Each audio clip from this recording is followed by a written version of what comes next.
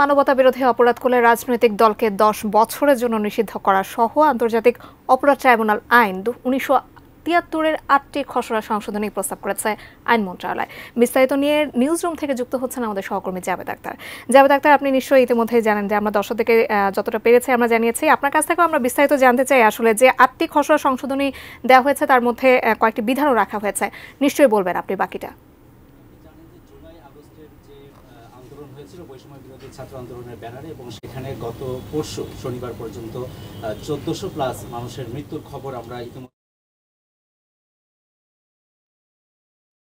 তদন্ত সংস্থা এবং চিফ প্রসিকিউটর বরাবর আজকে পর্যন্ত 32টি অভিযোগ দায়ের হয়েছে, যেখানে আমরা দেখেছি যে 27টি অভিযোগে প্রধান অভিযুক্ত সাবেক প্রধানমন্ত্রী শেখ হাসিনা এবং তার সরকারের বিভিন্ন প্রভাবশালী যে সমস্ত মন্ত্রী ছিলেন, পুলিশের যারা ঊর্ধ্বতন কর্মকর্তা তারাও ছিলেন।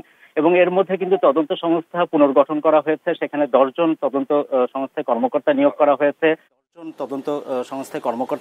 হয়েছে, 5 জন প্রসিকিউটরও নিয়োগ করা হয়েছে। তো এরকম একটি অবস্থায় প্রশ্ন উঠেছে যে এখন যে আন্তর্জাতিক অপরাধ ট্রাইব্যুনাল, সেখানে প্রাথমিকভাবে আসলে একজন চেয়ারম্যান থাকেন এবং 2 জন বিচারক থাকেন, 3 জন বিচারকের সমন্বয়ে যেটি গঠন হয়। আজকে আসিফ নজরুল আইন উপদেষ্টা তারা আইন মন্ত্রণালয়ের পক্ষ থেকে একটি তারা মতবিনিময় সভা করেছিলেন। মূল উদ্দেশ্যটি ছিল হচ্ছে এই যে আন্তর্জাতিক অপরাধ ট্রাইব্যুনাল আইন যেটি 1973, সেটিকে আসলে সংশোধনী করতে হবে। অর্থাৎ এই যে জুলাই আগস্টের যে গণহত্যা, সেই বিষয়গুলো কিন্তু মানবতা বিরোধী অপরাধ হিসেবে এটিকে গণ্য করা হচ্ছে। তো সেই হিসেবে এটিকে কিভাবে এই আন্তর্জাতিক অপরাধ ট্রাইব্যুনালের মধ্যে বিচার করা যায়, সেটির জন্য কতগুলো গুরুত্বপূর্ণ সংশোধনী আনাটা জরুরি হয়ে পড়েছে। তো সেখানে যারা স্টেক হোল্ডার, বিভিন্ন আইনজীবী, যারা অ্যাটর্নি জেনারেল থেকে শুরু করে আরও 2 জন উপদেষ্টা হাসান আরিফ, তারপর এএফএ হাসান আরিফ এবং আদিলুর রহমান, তারাও ছিলেন এবং আইন সংশ্লিষ্ট যারা তারা সবাই ছিলেন।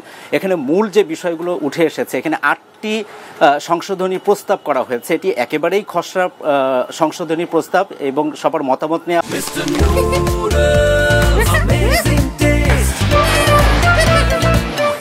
হয়েছে।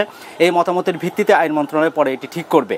গুরুত্বপূর্ণ যে বিষয়গুলো আমরা দেখছি সেখানে হচ্ছে যে কোনো রাজনৈতিক দল যদি কোনো মানবতা বিরোধী অপরাধে যুক্ত থাকে, যেটি গত জুলাই আগস্টে হয়েছে, এবং তারা এই অপরাধে যুক্ত থাকলে অবশ্যই সেই দলকে 10 বছরের জন্য নিষিদ্ধের কথা বলা হয়েছে। এটি প্রস্তাবে এটি বিধান রাখা হয়েছে। আমরা যে মত বিনিময় সভা, সেখানে অনেককে আমরা বলতে শুনেছি যে তারা এটি বিরোধিতাও করেছেন, যেমন জেডাই খান পান্না, আপনার ডেভিড বার্গম্যান, তার কথাও শুনেছেন। এরকম বেশ কয়েকজন যারা ছিলেন, জ্যোতির্ময় বড়ুয়া, তারা কিন্তু বলেছেন যে শুধুমাত্র এইভাবে যদি করা হয় তাহলে কিন্তু এটি যে আওয়ামী লীগকে উদ্দেশ্য করে করা হচ্ছে সেই বিষয়টি প্রমাণিত হবে।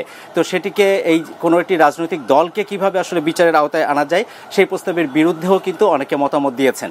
আরেকটি গুরুত্বপূর্ণ বিষয় যেটি এখানে এসেছে সেটি হচ্ছে যে কোনো ব্যক্তি অথবা কোনো রাজনৈতিক দল, সংস্থা, সংগঠন অথবা কোনো সংঘবদ্ধ চক্র, তাদের যারা নেতা, তারা যদি জেনে থাকে যে এরকম কোনো অপরাধ সংঘটিত হতে যাচ্ছে, যেটি জুলাই আগস্টে কিন্তু হয়েছিল, তো এটি জানার পরও তারা যদি কোনো ধরনের পদক্ষেপ না নেয়, সেক্ষেত্রে তারাও কিন্তু এই বিচারের আওতায় আসবেন। একই সাথে আন্তর্জাতিক পর্যায়ে যারা আইনজীবী আছেন তাদেরকে নিয়োগের প্রস্তাব করা হয়েছে। পর্যবেক্ষকরা এখানে আসতে পারবেন এবং বিচার কাজ যখন পরিচালিত হবে, যখন শুনানি চলবে, সেটিও যেন সরাসরি সম্প্রচারের সুযোগ থাকে, সেই বিষয়গুলো উঠে এসেছে।